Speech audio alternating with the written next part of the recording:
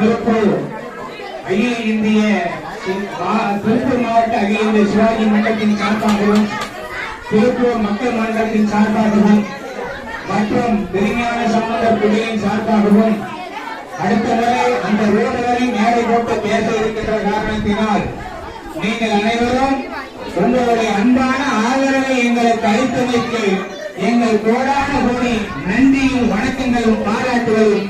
நன்றி, வணக்கம்.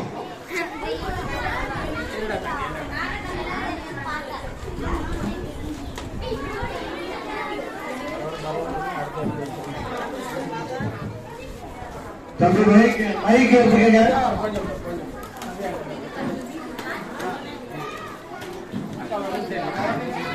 ஹலோ,